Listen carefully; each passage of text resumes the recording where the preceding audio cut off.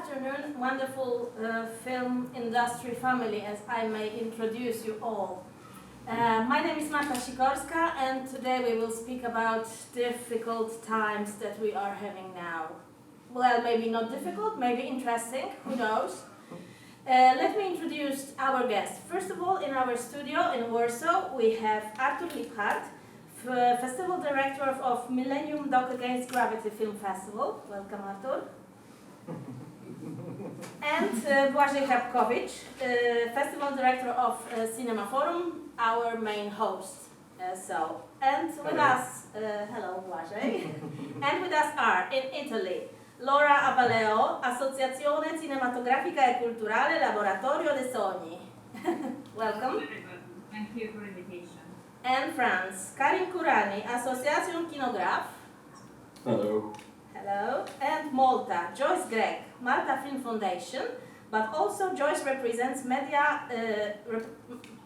Joyce is media representative of the Creative Europe Desk, Malta. Hello, everyone. And least but not least, Ilyas Fidler from Ukraine, from Cinema Hall, Hello. our partner organization. Welcome. Hello. Okay, we can start now. We all know that the circumstances are very harsh for the film or art in general industry. Cinemas are being closed. Whole cinema networks are shutting down all around the world.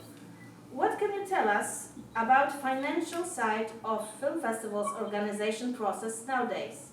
Can you count on financial support from culture or art institutions or European Union funds? If so, is it enough for producers? Maybe I will start with Laura. One of the sectors that is suffering the hardest time these hours of national emergency is naturally culture sector. And the economic difficulties turn into also social difficulties in being able to affirm the role of culture.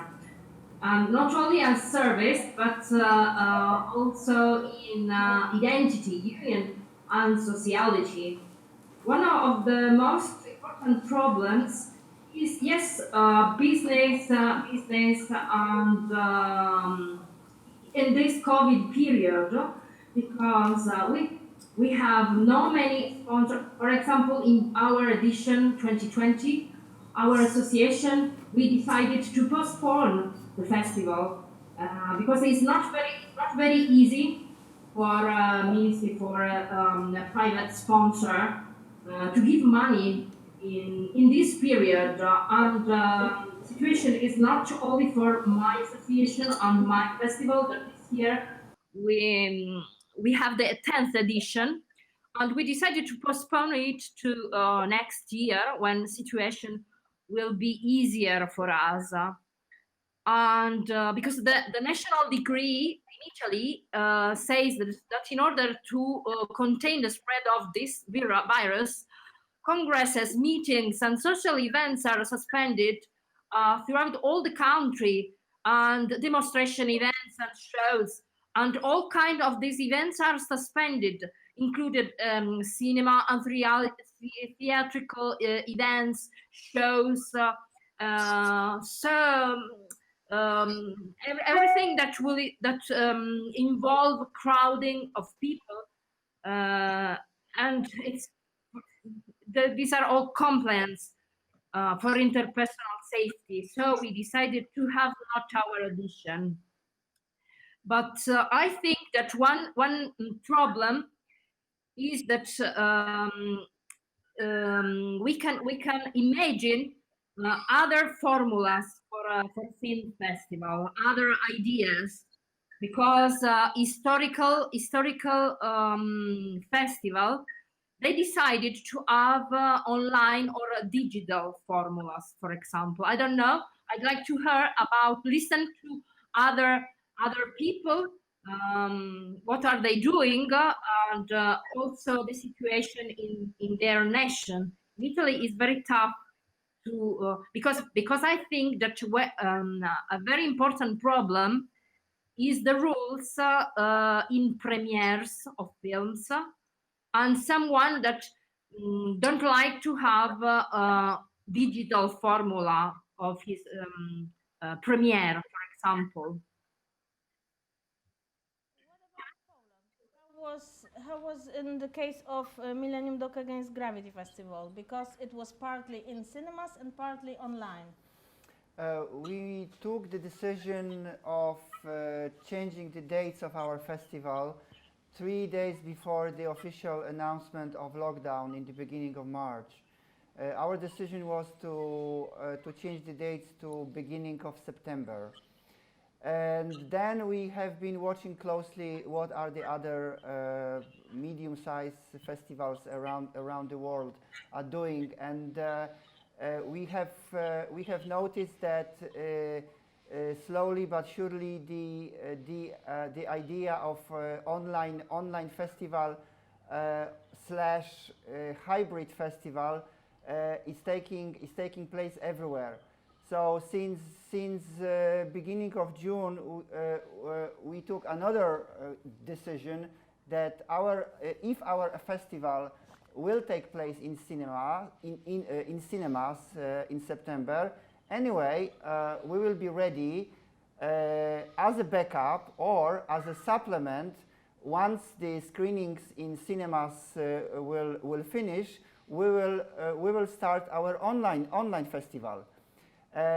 In the end, we had during 10 days festival screenings in the first 2 weeks of September, we had 65,000 spectators, and then week later we started our online festival, and we have another 59,000 transactions. So So I think that it was a combination of a good decision and good preparation, plus a bit of the luck that was the very short window of two things: of a still lower number of cases and a moderate feeling of safety among the audience. Mm-hmm. What about financial support for Malta? Did you get to prepare your events, or you have to cancel it or make it online?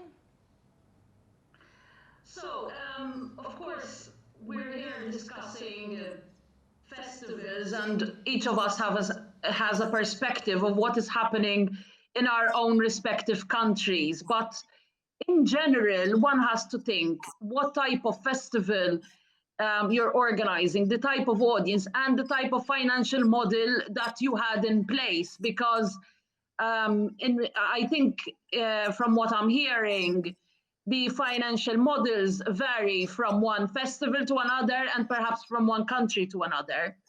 In our case, we had planned the Malta Youth Film Festival to be held normally in May. Of course, in March, we were already aware of the situation, so we had time to plan, and our main source of funding was public funding. And under the circumstances, since the health authorities had issued warnings against any audience gatherings, we took a decision early on to focus more on an online presentation because it made sense for us. Our public authorities understood completely the parameters we were working in, and we were lucky enough that they accepted all the budget changes that we made in order to have an online presentation.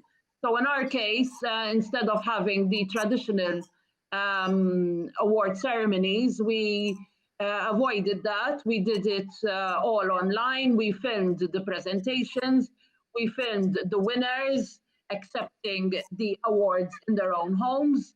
And of course, because of the geographical size of our country, this is even more possible. And we decided that that was the best method for us. I mean, had it been otherwise, if we were depending on sales of tickets, of course, we would have to think differently. Another event that we hold every year is the Malta Film Weekend, which normally would fall part of the festival. We decided to postpone this and held it all online. This year, we avoided screenings because we couldn't find a plausible solution between having films being screened online and hindering the fact that most filmmakers would then be not given the opportunity to screen at other festivals. So we decided that the screenings will be postponed for next year, but we held the online workshops and discussions, which for us is extremely important in a country where the film industry is still in its embryonic stage. So we wanted to encourage the young people, and the online format, I think, worked even better than the format in face-to-face. There is the personal touch, which is a bit lacking in the online format, but then we had the opportunity to have people from all around the world. We had the financing to have international lecturers that we wouldn't have had if we had to fly them to Malta, and pay accommodation and the rest of the expenditure. So when all things considered, one lesson learned is that we definitely need to invest more in the digital skills of the people working in the festivals. I was lucky enough to have a team of young people who saw me in an hour of need, wanting to have the film weekend happening, but personally not having the skills required. And the fact that there was this, I think this even additional demand for something to be done, since most other festivals and mass events were all cancelled in the country. I felt that many people in the industry wanted to have an alternative, and they were even willing to volunteer and help in order for this to happen. So I think all in all, it was a huge success. We had lectures that normally would be attended by a few, like 50 people, 70 people, that were attended by over 6,000 people. So when you look at the numbers, and if we had more time to plan, an even more advantageous financial model could have been devised. On the other hand, recently I have been appointed also the media representative of Creative Europe Desk Malta. As you are all aware, it is the funding program of the European Union for both culture and media. And we are at the very end of the current programming period, which will end this year. And in my initial meetings, it became very clear from many people from the industry that they are taking this time to reassess their financial model. And I think this is a good way to use the time that perhaps we have now that certain events have been cancelled, to reassess whether co-productions, not just in the film production, but also in film festivals, is an option. Whether there could be overheads that could be shared between festivals in order to avoid having additional costs, knowing that most of the advertising at the moment is very difficult. I'll stop here. Of course, we'll have more time to talk, but I think it's worth looking into. What about France, Karim? How are things going there? Well, basically, it joins a lot what's happening in Italy and in Malta. It's the same thing all around the world, I guess. But what happened in France, for example, with Kinograph, our project that happens usually annually every year in the month of May, due to the pandemic and due to the problems that we had to push it to September, and we thought that in September it will be over, but unfortunately it's not. So we had to push it again to next year, in March next year. Hopefully it will happen. But the fortunate part of what we had is that we had our main finance comes from Erasmus Plus, and we've been in discussion a lot of times with them and talking to them about the situations that are going to happen in the near future. And what we learned is that we have the possibility to push the events. So financiers are also aware of the problems that are happening and are more lenient on the way to do the festival. Well, another part of the problem that we are facing is that the main objective of the festival is to create films in groups together. And since COVID is present to tell us not to touch each other, it will be kind of difficult to do films without being in groups. So we'll see what will happen. I mean, let's say we're still young in trying to figure out how this COVID thing is working, and we learn each and every day about new methods. Who would have thought that one day we'll be discussing having a discussion panel about events via webcam or via this format, and it's working, I guess. And maybe making films will be via Zoom someday. Who knows? We'll see what's going to happen. I think we should adapt to this new form. In the history of cinema, people adapted to new forms, and this is a new form that we should adapt to.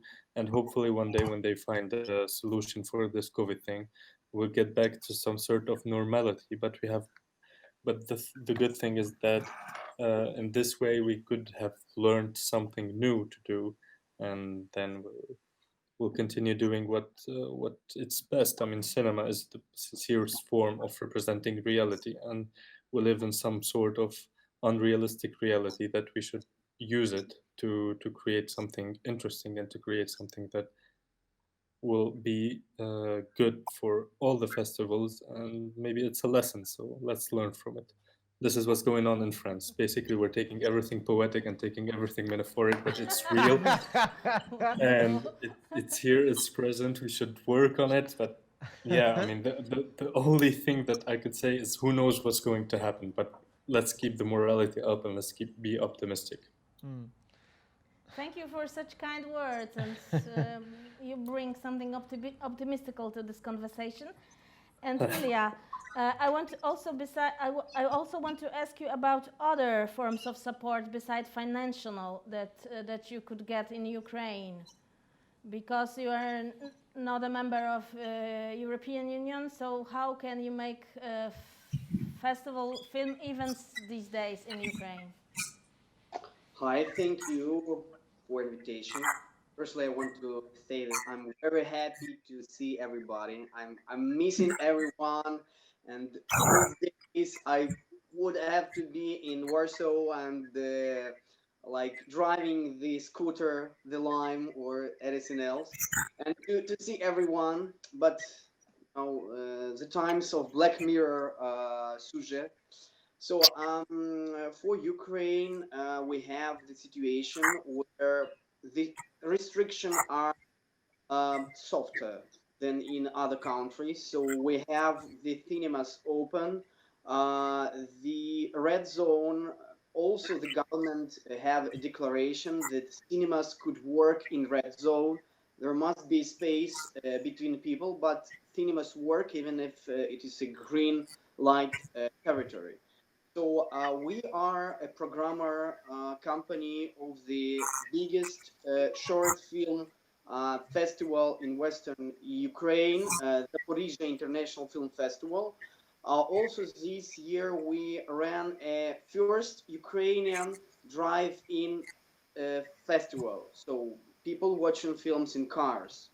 So for financial support, Ukraine, for a big regret, is not a member of European Union, but Ukraine will be. It's going to be, I think. So hoping, and we don't have many of the sources the EU country could get. But this year we had a government support for the drive-in festival. And Zaporizhzhia Film Festival had a support of the Держкино. It's a film fund, the main government film fund in Ukraine. So, but vice versa, in Zaporizhzhia, it was a limitation of the local government financing.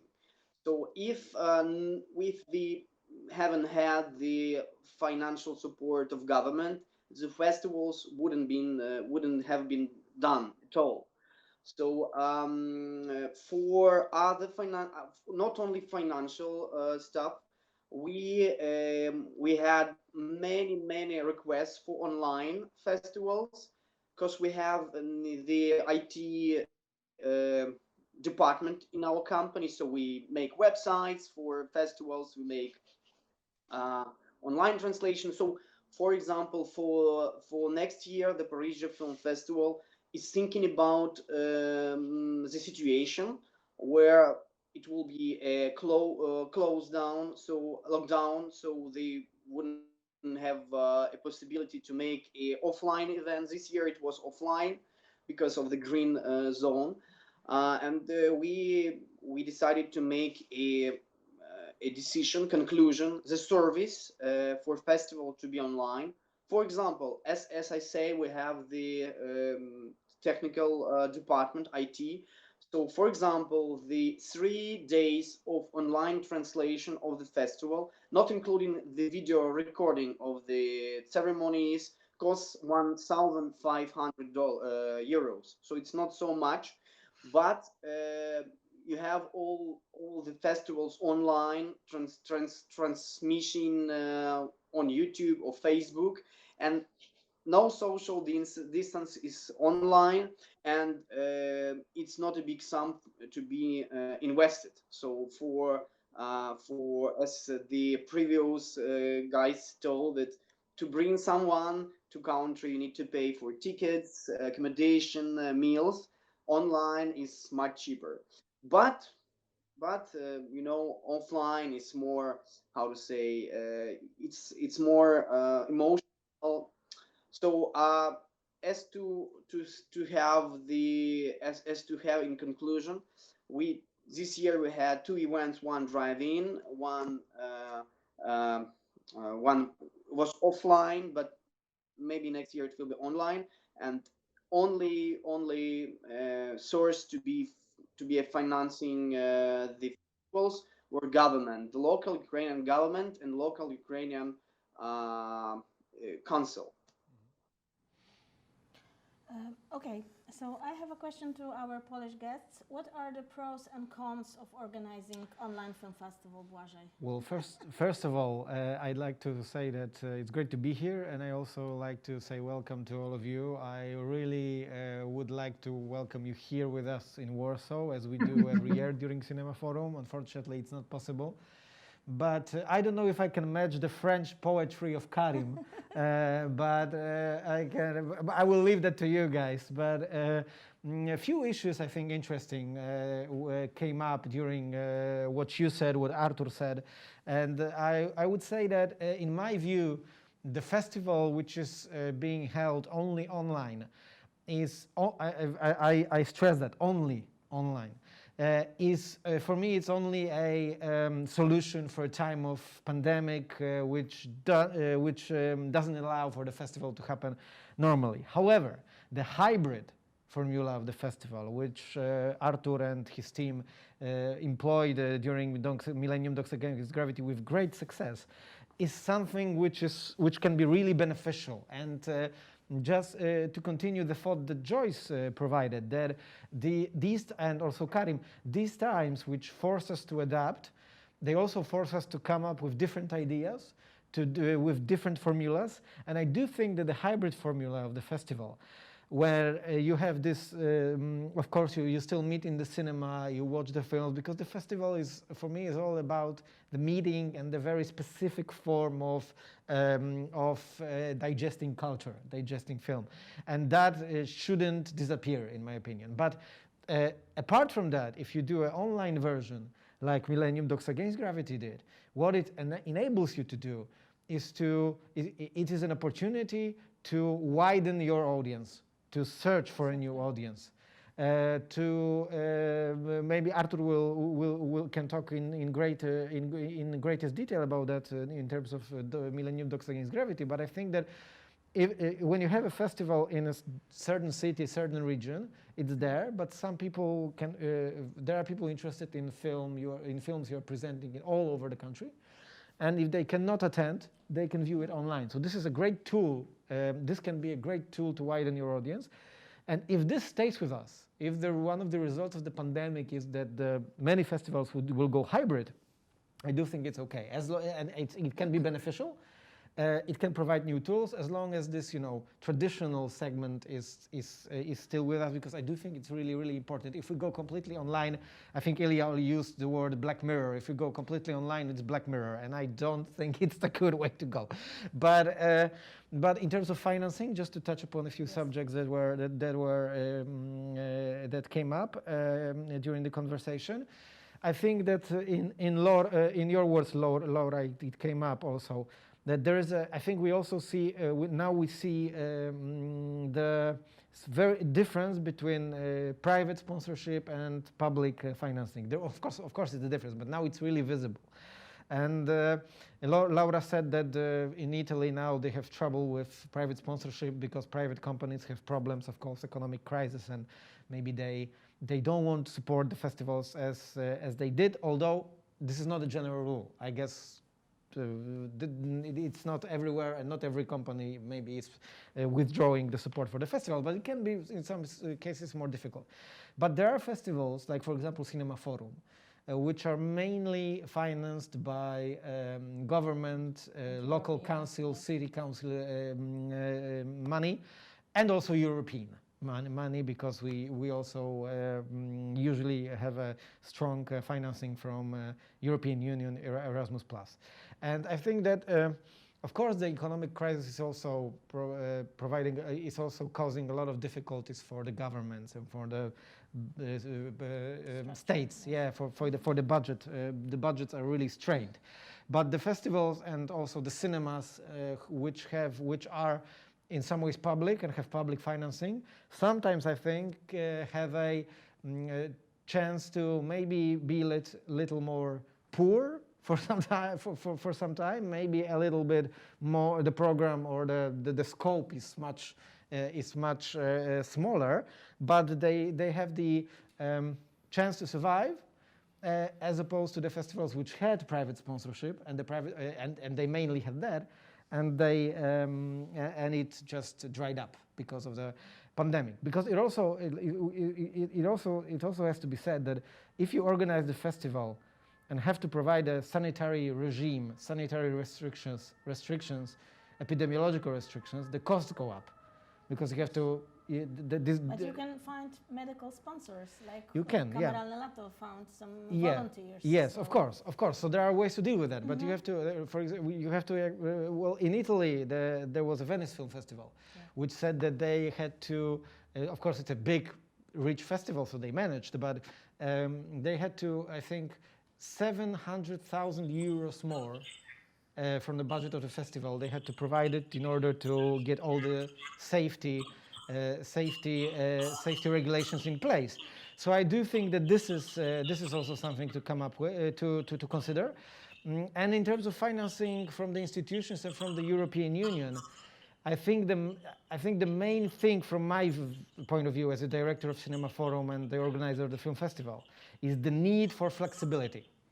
And so far in Poland we're seeing that the public institutions who are providing support for the festivals, City Council or Ministry of Culture, they show this flexibility. And this is very important, because there is a strong, this uncertainty is what, because if we know, okay, this is the situation, we have to adapt to it, it's easier than being uncertain.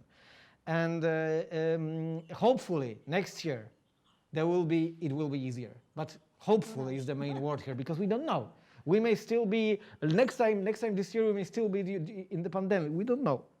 So in terms of uncertainty and in times which call for flexibility from the whole film industry, from the film festivals industry, There is also a flexibility, there should be also flexibility on the side of financing institutions. So far, in Poland and in European Union, I see that, which I'm really happy about that. And to sum up and answer your question, pros and cons of the online festival. It's like I said, there are many pros of hybrid formula, which I already stated. I'm not going to repeat myself, but the con of being only online is that it's you can you can of course find some tools to provide a substitute for this personal touch, like for example our meeting here. But there are only substitutes. So the festival only online, I'm not a big fan of, but this year showed that some of the industry stuff can be done online. Yes. Some of the meetings, industry you can meetings. Watch films with your partner at home. Yeah, of course. And but I think there also has to be a differentiation between festival online and the VOD platforms. This is very important. That we have to. I think we have to find, and we are finding the solutions to differentiate us from the VOD platforms, because the film festival online is not a VOD platform, of course, and we are now in a situation where we're trying to find some touches online, some solutions online to make it a bit like at least a bit like a film festival. But some industry meetings, some sales meetings can be done online. Yeah, pitchings can be done online. Of course, in the industry section of sales and so on, the personal meeting is also very important, but maybe also a part of it can be done online with no real harm. So the hybrid formula, I think I absolutely support that. What about Millennium Doc Against Gravity? Pros and cons of making it online and hybrid. Once we have decided to do the real hybrid film festival, first of all, we have, a part of the technical issues.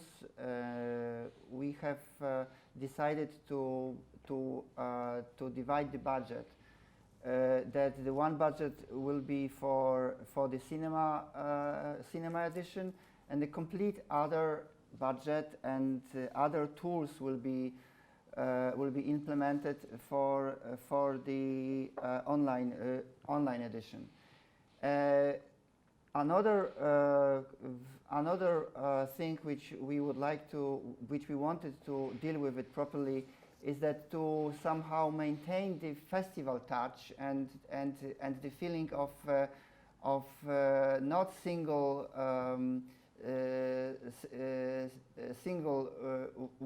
watched films, but rather in a group. Therefore, we had to give you the better idea. We have presented in the online edition of our festival 140 films, and we have prepared 85 online events, Q&As, panel discussions, even a music concert one. So, and our Facebook fan page was sort of information and event hub, which was kind of living 24 hours, and we also had a special group which was created for those who wanted to discuss even deeper on the Facebook. Everything was available on the Facebook page and on the mdag.pl, our festival website, which for the time of the online festival become sort of a VOD service, sort of a festival online service. So, making a short summary, I would say that my summary, maybe the best of it will be that in 1.5 months we will start our own VOD permanent service. Yeah, I think just to continue on what Artur said, just to stress that a bit more. This is exactly what I meant with this sort of touches to maintain the festival side of things. This is why we're here right now. This is why we organize also these live debates and panel discussions online during CINEMAFORUM.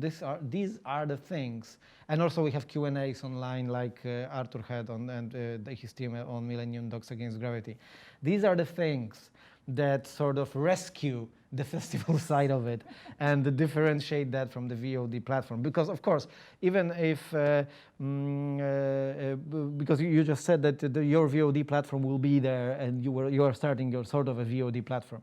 But I understand that it will, how will it work? Like will it work just like other VOD platforms or maybe No, in some different ways? It will be more like a festival around the clock. Wow. Because Great. that's I mean, we need to find a way and tools to differentiate from let's call them regular VOD platforms. Yes. So still, even though this platform will be sort of outside the festival, the concrete dates of the festival, specific dates, it will be a festival around the clock. It will be different than the regular VOD platform. Of course. That's great. That's and the this only is way to go. really survive. Yes, I agree completely with that, and I hope it will be a success. What about promotion? In these times, as Artur mentioned, Facebook, what other tools besides Facebook you can use? Because we all know that there are different opinions about this tool. What other kinds of making your festival famous you use? What tools, like, I don't know, posters these days? I don't know, come on, maybe. I think you just closed the topic of posters with the tone of your voice. Online gallery of posters. Maybe. Yes, so maybe I will start with Karim. What kind of promotion you would like to see these days online? Or maybe you focus on Facebook and Instagram. Well, the simple thing is to use every social media that is there available to your advantage in order to create this publicity for the festival. But also, I mean, as funny as it is, to promote the festival, we should talk to people. So it goes, I don't know how to say, but from ear to mouth or something like mouth to ear. I mean, this sort of technique, old school technique in a new way, in a new era where there's a pandemic and where there's no connection and every social distancing, but we go back in time to old school techniques and tell people about this festival, because as you said, posters are maybe not posters during these times, but I mean social media is the most important thing.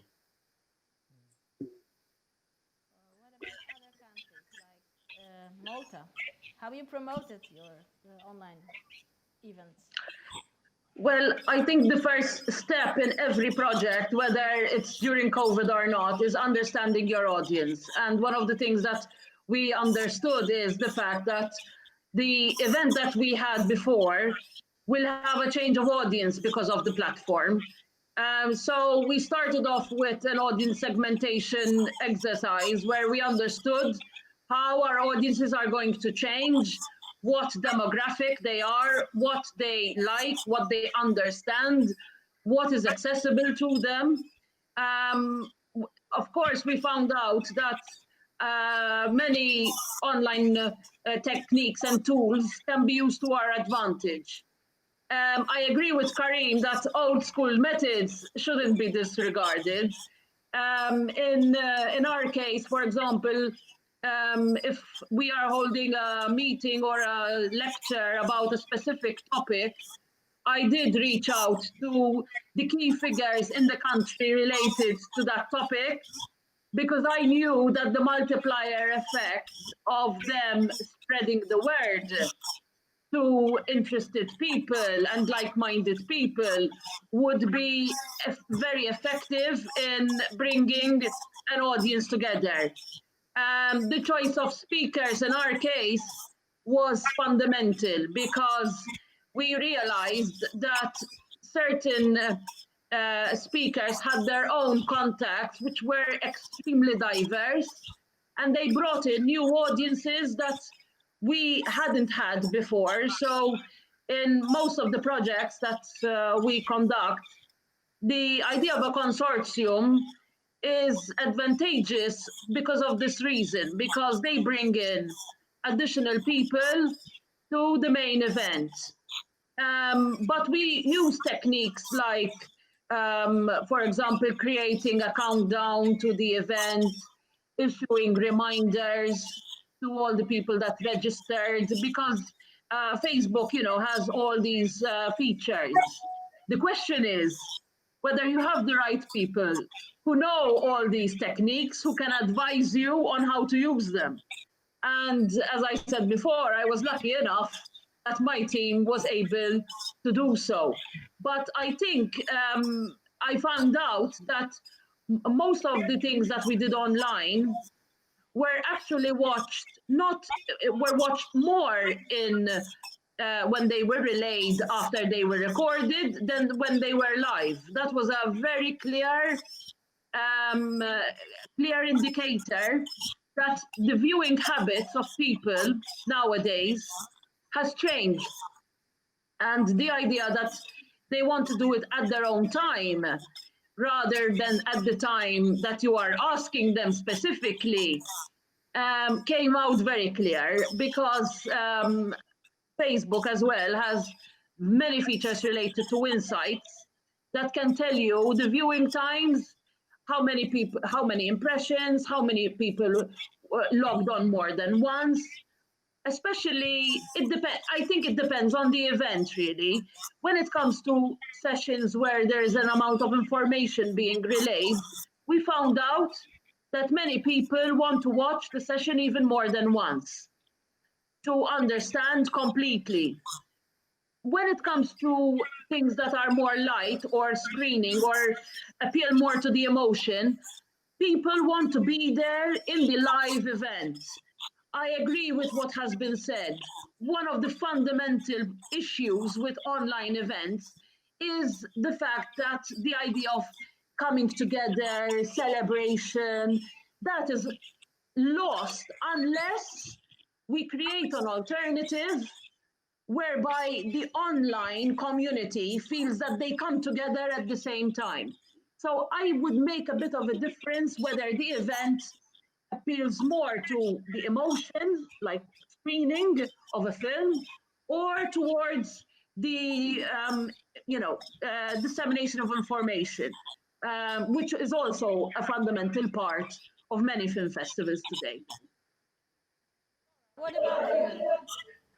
Yes, I think that in this period of crisis, this cultural challenge about festival organizers is to make the whole team work on a mixed cultural position projects on social, Facebook, and all social, to amplify the purpose of promoting the film culture for which festivals are created and supported.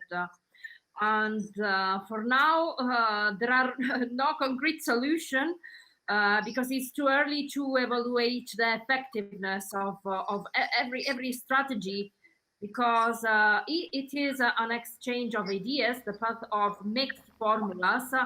And I would like to emphasize the fundamental element in this idea, that is a very important thing, that is to maintain the commitment to producers, to directors and films in the best possible way.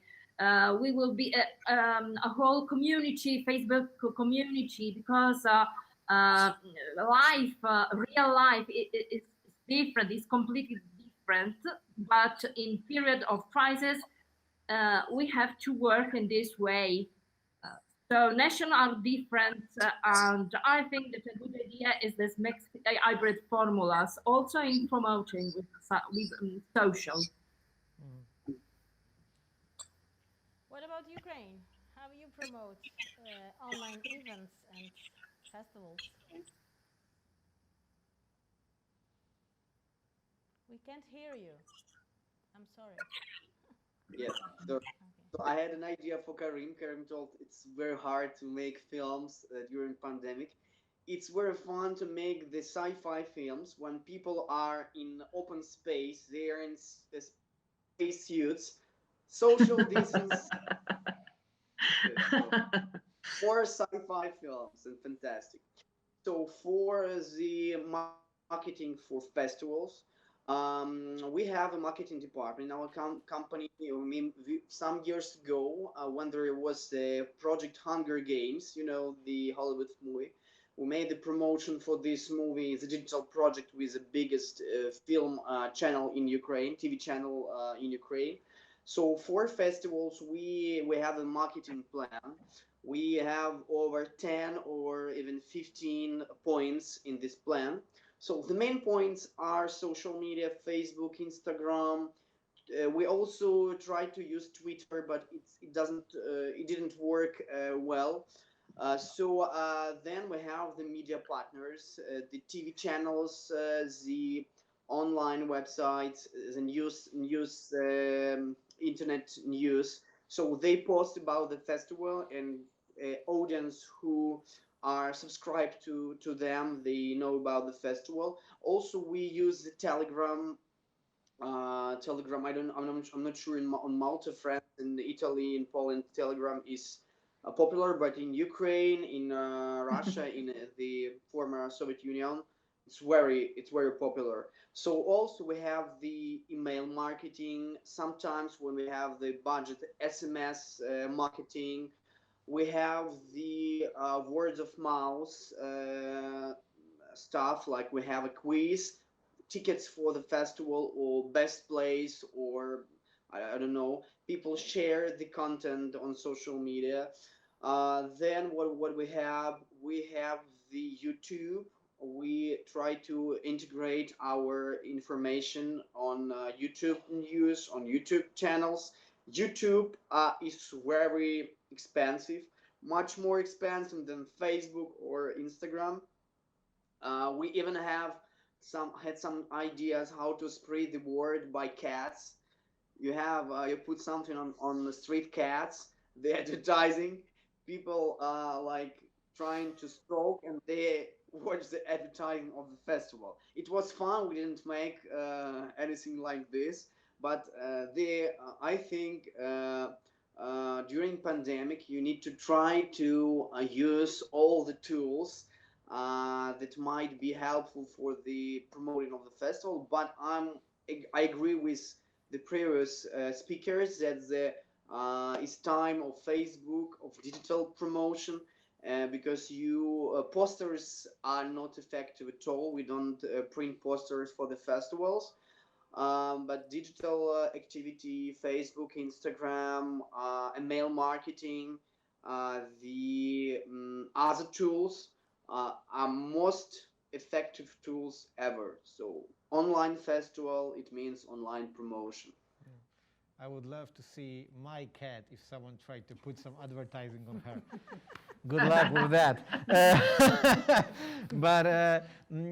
Before I go into promotion, I just reminded that I wanted to stress something that Joyce, I think, mentioned earlier. The idea of cooperation between the festivals, especially in the times of crisis. Of course, it is completely normal that there is a rivalry between the festivals, competition for films and so on. And as long as it's a healthy rivalry, it's perfectly normal and perfectly okay.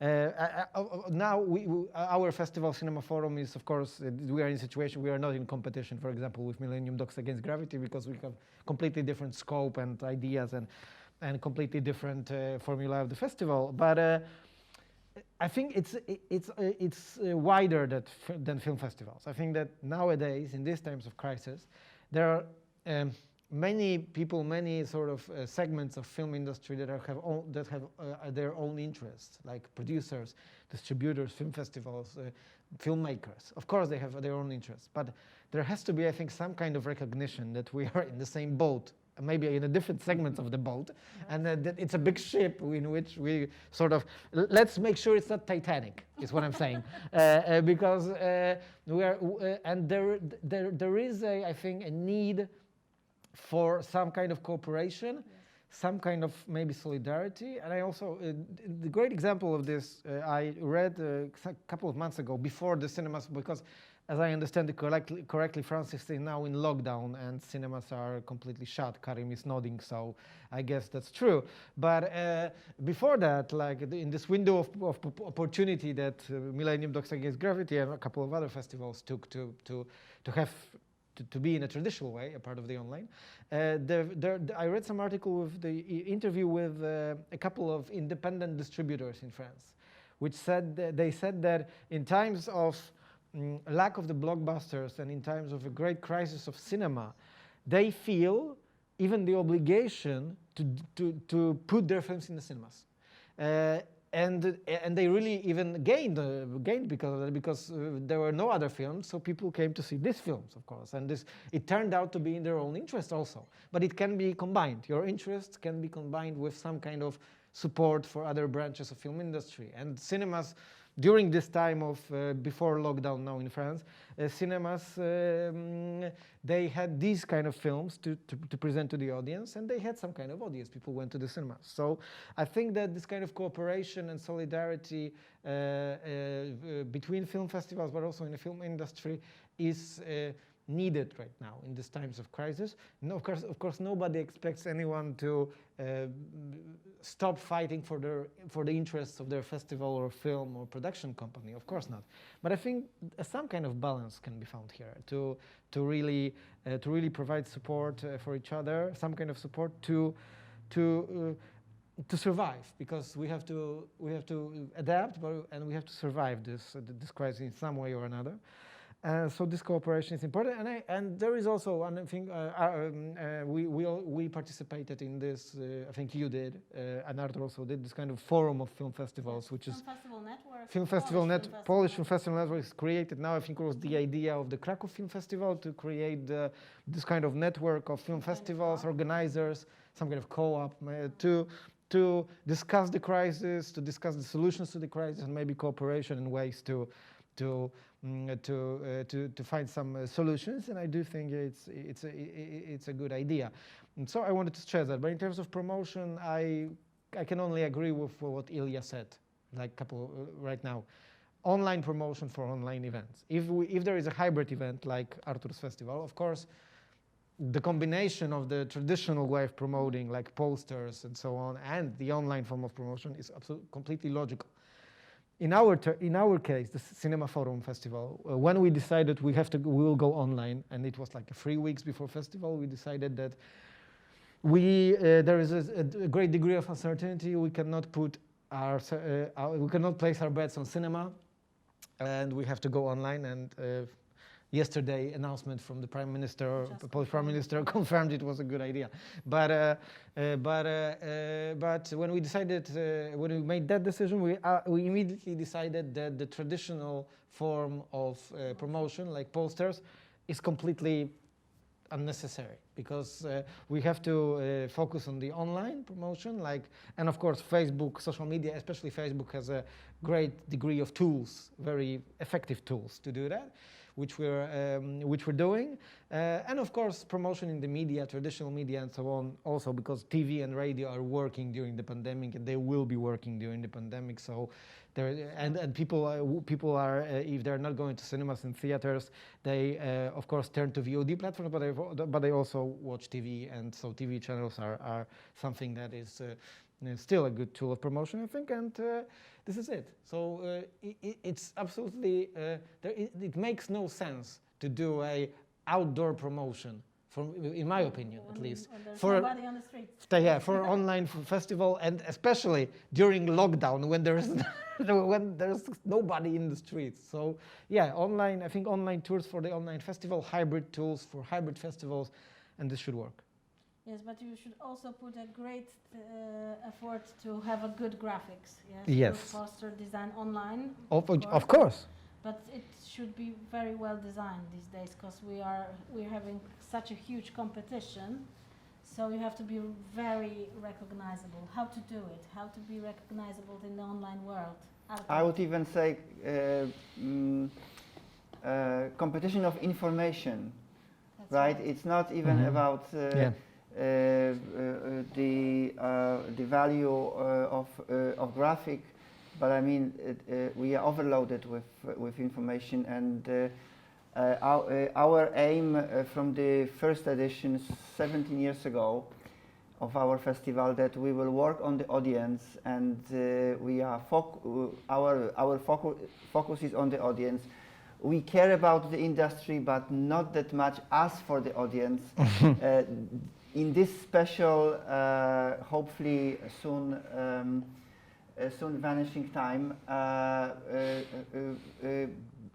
brought us those numbers, and those somehow power to work on our festival even more. That we do have very liable audience, which, despite the situation, will come to the cinemas and will like to see even more films online.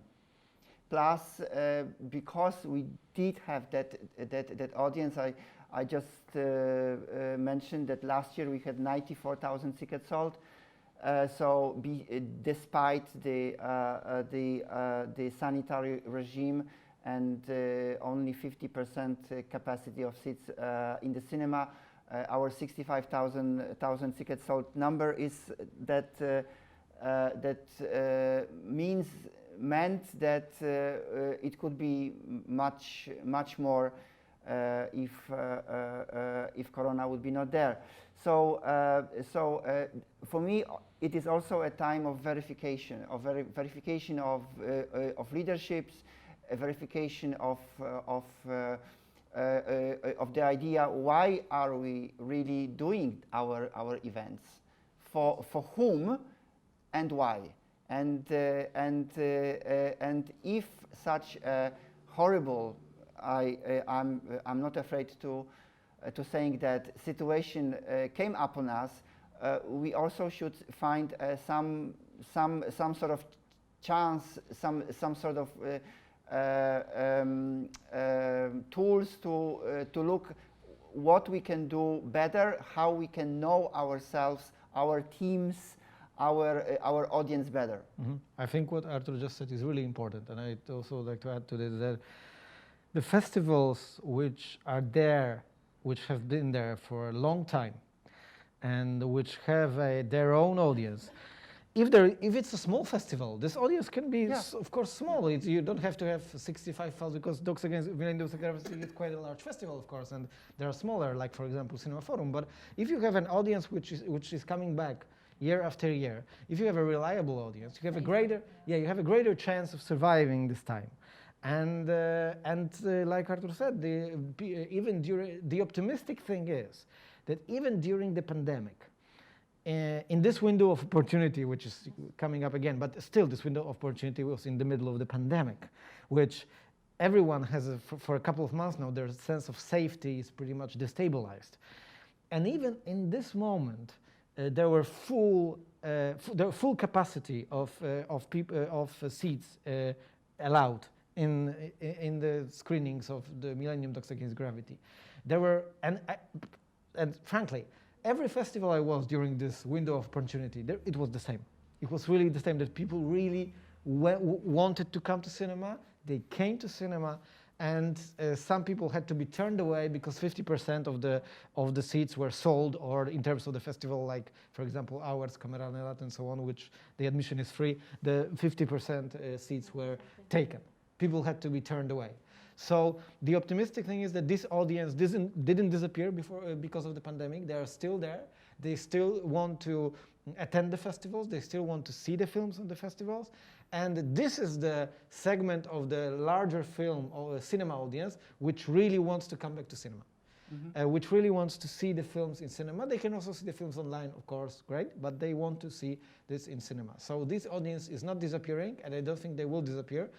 Of course, it's only one part of the larger cinema audience, and the question for the regular cinema distribution, like before, apart from the film festivals, if and when and how many people will want to return to cinemas once the crisis is over, this is still an open question. And I very much hope so that they will return. I very much hope so that the need to see the films in cinema didn't disappear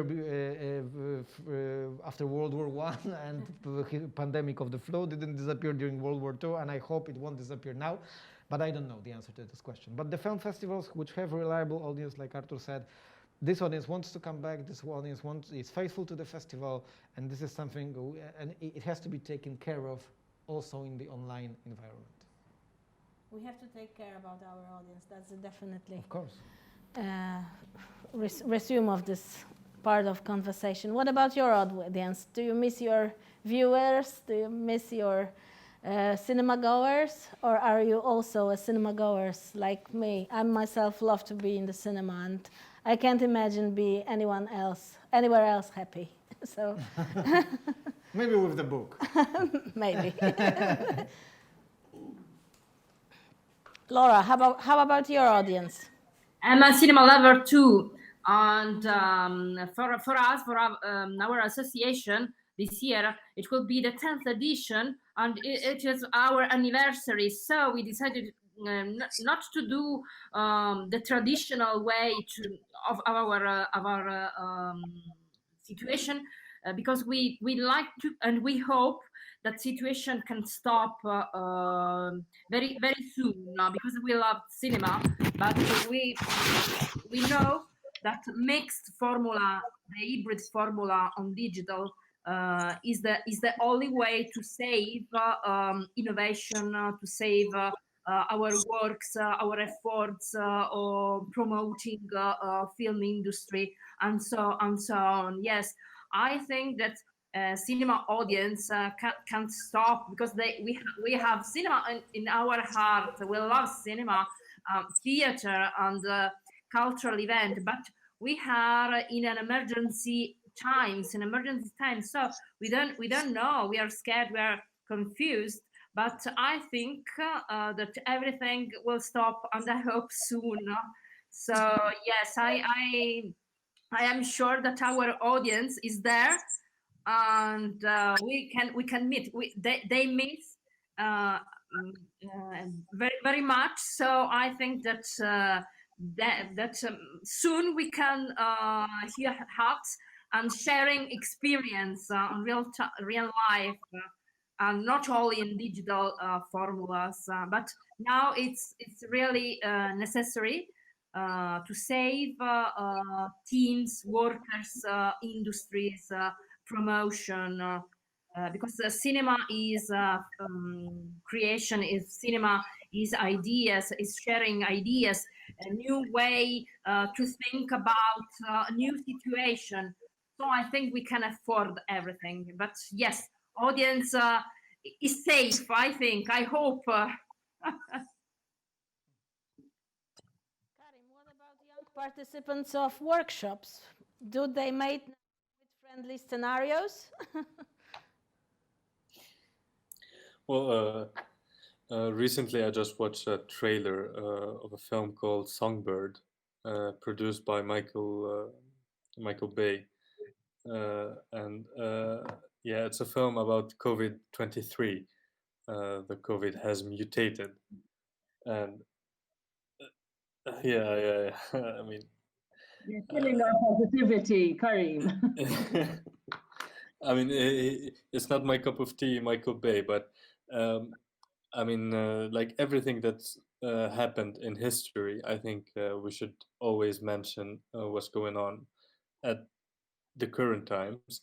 But there are certain limits, certain lines. I think we shouldn't cross, because it's still fresh, it's still here, it's still present.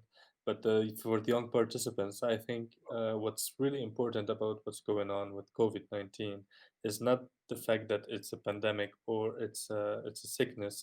I'm talking about like film-wise or script-wise. It's more about the lack of communication and the world that we have become in, where there's social distancing and masks, and this new form of humanity that we are living in. Although it's not really different, because like where we were speaking and everything, I was thinking about like this kind of online communication and online friendships and online stuff that are going on currently on a large scale has been going on since the creation of simple as Twitch or online gaming. I was thinking about the gaming issues, and like what I thought about gamers, for example, do have online connections with people that they don't know, with people that they don't interact with, but they develop real connections. So for I'm speaking about gamers and young participants at the same time. I think the people that will be affected the most by the lack of communication is not the young people, but it's the older generation, I guess, the generation that are used to have real connections, while the young generation are in the middle of the things. I don't really know what's going to happen, but for creating films, I think there will always be ideas. They will always use the reality that is surrounding us to create new ideas and interesting films and scripts. And I was watching a series also not long ago, and this character said something that is really beautiful. And she said, "When you find yourself in times of trouble, there's always cinema." So I think this summarize like the importance of cinema and the importance of this art form. So yes, thank you. Thank you. We are all moved by your words. But also, I'm very curious about, online. It's supposed to be, it's supposed to happen everywhere. I could watch films from France or from Italy on my computer, but it doesn't happen. We have regions, and we have, special law that provide us to watch films. For example, for film festivals, they happen only in Poland, right? So what about this? What about this international conflicts and laws that prohibits us from? Yeah, but I don't actually see that as a problem, because I think I think this is also the difference between the film festival and the VOD platforms. But even, of course, in the world of the VOD platforms, some films are, so for example, available in Netflix in the United States, but not available in Netflix in Poland, for example. So this also happens. But yes, of course, this is because I mentioned flexibility, and it's not only the need for flexibility from institutions financing the festivals. It's also the need for flexibility from sales agents, from producers, distributors of the films, and this whole festival circle, industry circle. So, and again, just like with the financing institution, I see that flexibility, because we are able to do CINEMAFORUM online, and I had to give up on, from whole our program, I had to give up on 4 films maybe, because I couldn't negotiate for them to go online. The rest, there was absolutely no problem. There was full understanding of the circumstances. There were conditions, and one of the conditions is of course geo-block, that the films can be accessed. The films are available only in Poland, and of course it's to protect the interests, because the films want to be the producers, the filmmakers, the sales agents want the films to be available and during as many festivals as possible. So this is of course completely understandable, and I don't, like I said, I don't see that as a problem, because it's again a difference between film festival and a VOD platform. I don't think the idea of the film festival should be to be accessible for absolutely everyone.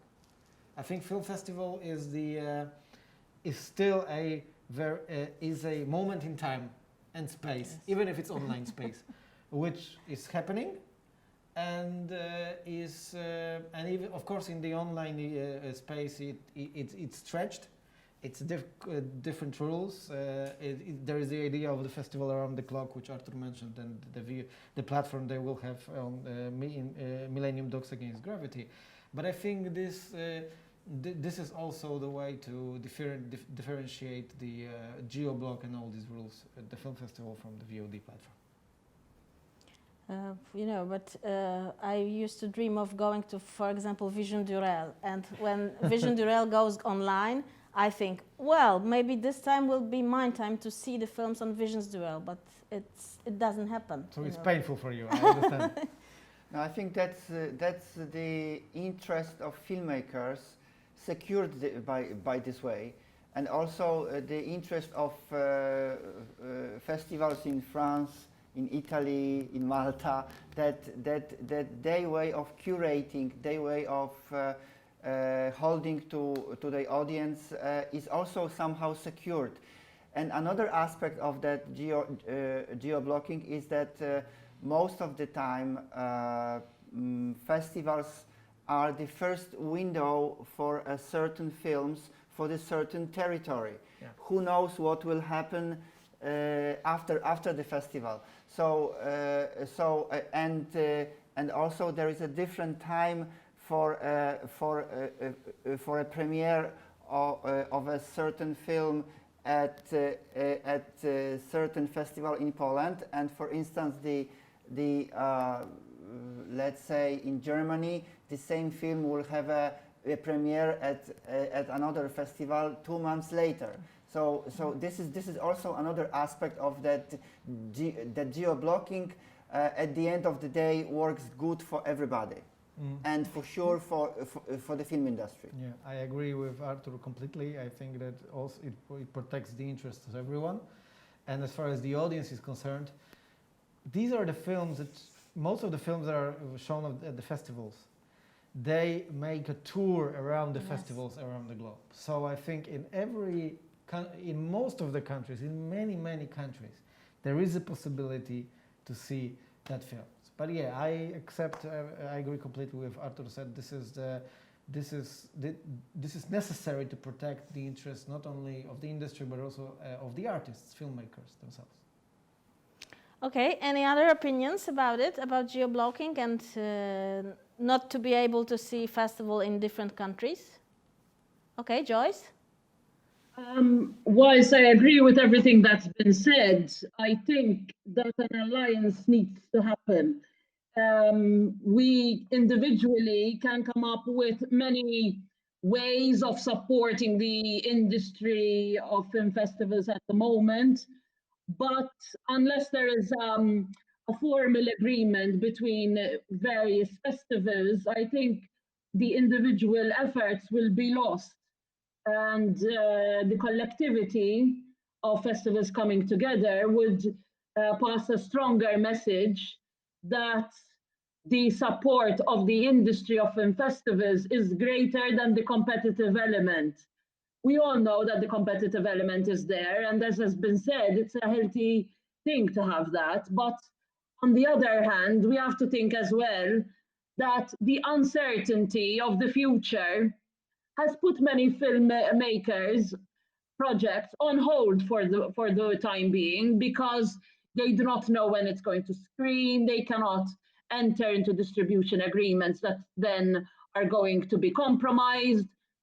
So in order to, I think, show that there is solidarity also with the filmmakers, I am very much in favor of having a number of festivals coming together and agreeing on certain terms that are beneficial to all. Of course, many festivals have restrictions on the entries of whether the film is shown online or not, whether it's a premiere or not. But I think that we all have to consider that under the circumstances, it is going to be very difficult if these restrictions are not relaxed. So I think that this is the time, especially since we are unsure of how long this situation is going to be, and we do not know if it's going to be even worse than it is now. I hate to kill the positivity, but it is a reality. So I think long-term commitment of even more than 2 years, because the reality is that we are not going to bounce back to what we were in a matter of months. It's going to take a number, I believe, at least another 2 years after the pandemic to return to normality. So I think this is the time when the more festivals that can come together under some basic agreements, the more beneficial it's going to be for the industry to survive this time. Ilya, what about you? Did you miss foreign festivals, going abroad to see movies? For example, do you have Cannes Frenzy or something like that? You know, it's an interesting question. Sometimes I thank God that the events have been offline, they're online, and I can attend them. But jokes, it's jokes. I love offline events, and as a festival organizer, I know for Ukraine, for example, where the level of piracy, internet piracy, is very high. It's very difficult to sell tickets to online events. People think they can watch Netflix or pirate websites and don't pay any money for the festivals. It's also difficult thing with the online premieres. So this year, for example, there was the offline festival, Zaporizhia International Film Festival, and there was the film that won an Oscar, the film The Skin. It was the Oscar of 2019, Garnativ film. So I'm not sure if the festival would be online with the Oscar winner film in the program. So I'm not sure. So for the festival, I can we have a case. We have a best sci-fi traveling festival. It have attended. It has attended over 16 countries, including USA, Mexico, South Africa. I'm not sure for Poland, but France, Malta, and Italy no. So I hope in nearest future it will attend these beautiful countries.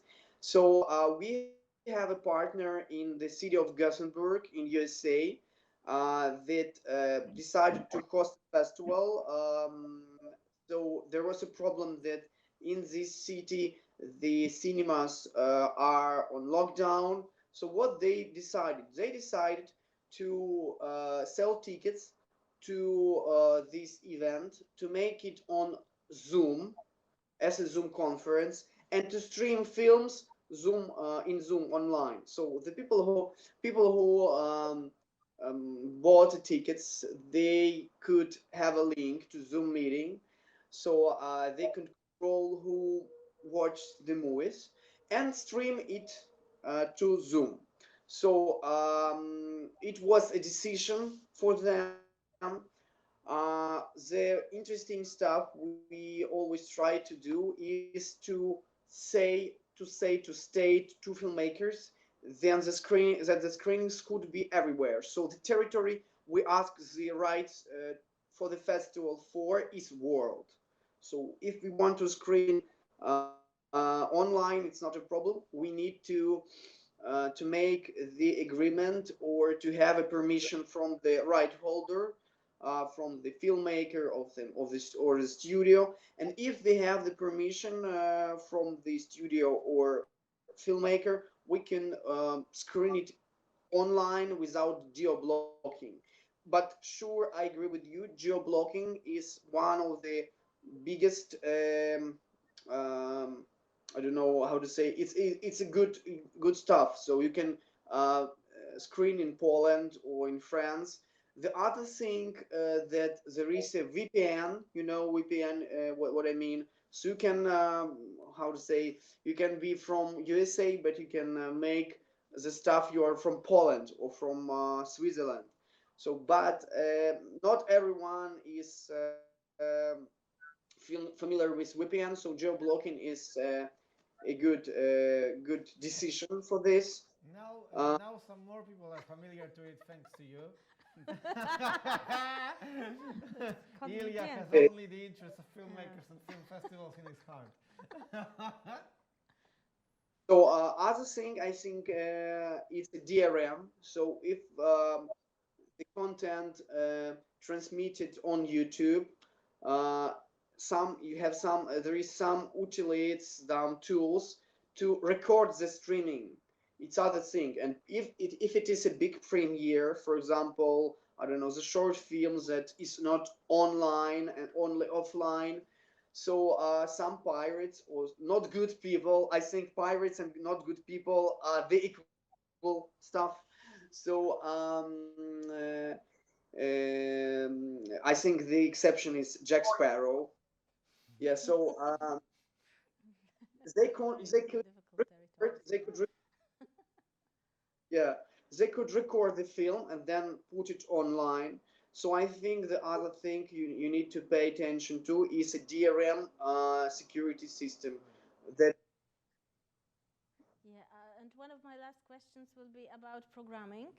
So if you are not able to go to, for example, to Vision Durel or Cannes, how you get... I see it. You really are coming back to this. I'm sorry you cannot do this. I really feel Not for this you. year, not in the next 5 years, probably. What about programming? How you get your films? When you find them? That it works different ways this year? Well, I don't know if Artur will probably say how it was, how it is from his perspective and how it was on Millennium Dogs Against Gravity. From my perspective, like I said, the program really didn't change. Like, there was a great flexibility on the side of sales agents and so on, producers, and basically almost every film I wanted to present and I selected for the festival with the traditional festival in mind. We are presenting them right now online, and we will till Sunday. So it's there was this flexibility, and it's great. Of course, some of the festivals didn't happen.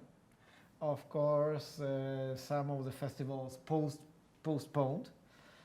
So if you're doing a selection based on the programming of other festivals around the world, for example, bigger festivals than yourself, which is I think the case for the small festivals, of course, the landscape changed a bit, and there was what I found there in the short film festival business, so to speak. There was maybe smaller amount of films from the festivals, from certain festivals to choose from, because the festivals cancelled or postponed and so on. But it wasn't a change so significant that it would be a selection problem for us. So because many of the festivals went online, many of the festivals postponed to, for example, 2 months, and they happened in a way or another. You so also collect films from schools? Of course, we also have our own entry forms the films can be submitted. So we based our program also a bit on that.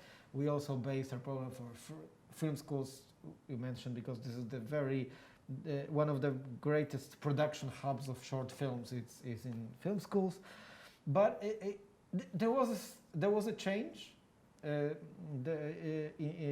a way that I'm talking about right now, but it wasn't a very significant change that I sat down and thought, wow, I cannot make a selection from. There are no films I can select from. No, this didn't happen. And even the Cannes Film Festival short selection, which of course wasn't presented in May, but they announced the selection for the October event. So after they announced this selection, I could choose from the Cannes Film Festival setup of short films, for example. So there was a slight change, but I didn't encounter any fundamental problems with the programming of the festival. Artur? To start with, it is important to say that Millennium Dogs Against Gravity is a festival which requires Polish premiere of the film. Why? Because of this size of the festival. Our festival takes place at the same time in 6 or 7 cities, with Q&As, with awards, etc., etc. So, to organize such a big event, we need to have Polish premiere. So we normally hunt for films at the A-class festivals such as Cannes, Venice, Berlinale, Sundance, and some leading feature-length documentary film festivals as ITFA, Doc Lipsk, and CPH Docs. But at the same time, we need to, and we are very happy of it, we need to maintain very good relationships with world sales, because the best, maybe not the best, but somehow the most popular films of feature-length program are anyway taken by the world sales. So our program for the 17th edition this year was locked at the beginning of March. So then we just had to prolong it somehow, the premiere status till September. Meanwhile, we have acquired 2 more films, which in the previous step the filmmakers thought that they would be better to have a premiere at other Polish film festival. But then, through the negotiations and somehow a closer reflection on it, they have chosen our films. Our festival for the Polish premiere, and I think that talking about the future, it won't change. It won't change. I would say that 60–70% of our selection will anyway go through world sales, and the 35% will be those so-called pearls who need to be discovered. Okay, any other reflections about getting films on the festivals? I can't see your voice. Maybe another piece of poetry from Karim. Because guys, we need to close down this discussion, I think. So I would like to thank you so much for being here with us on the internet. Thank you. It was very interesting. Thanks for the invitation to sharing this experience all together. Really, I'm really happy. Thank you. Thank you.